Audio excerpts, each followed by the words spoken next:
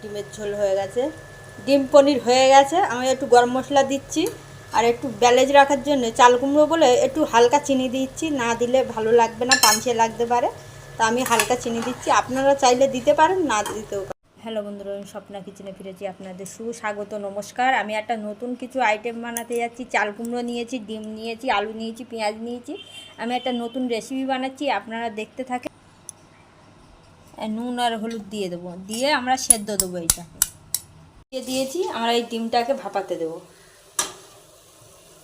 এবার থালা ঢাকা দিয়ে দেবো। আর আলু কেটে নিয়েছি,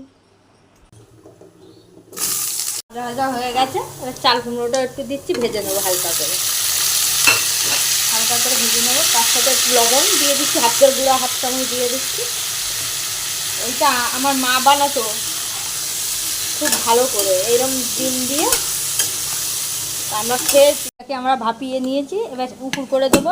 এই যে ছুরি দিয়ে আমরা পিস পিস করে কেটে নেব। 10 জন খাওয়া যাবে।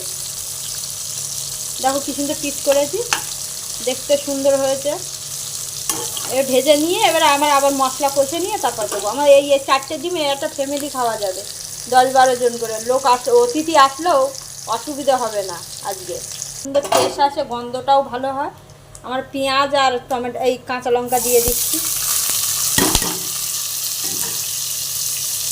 পেঁয়াজ কষার সময় একটু লবণ দিয়ে দিচ্ছি 1 চামচ, আর লবণটা দেবো না, এটা দিয়ে দিচ্ছি।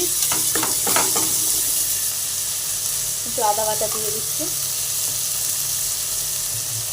একটু হলুদ দিয়ে দিচ্ছি,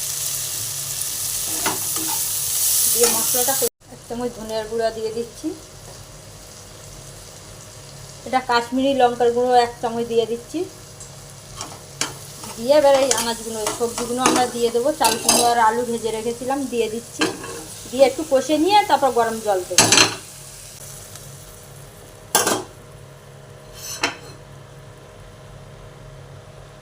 ডিমটাও দিয়ে দিচ্ছি, এই ডিমটাও ভেজে রেখেছিলাম আলাদা করে, এই দিয়ে দিলাম।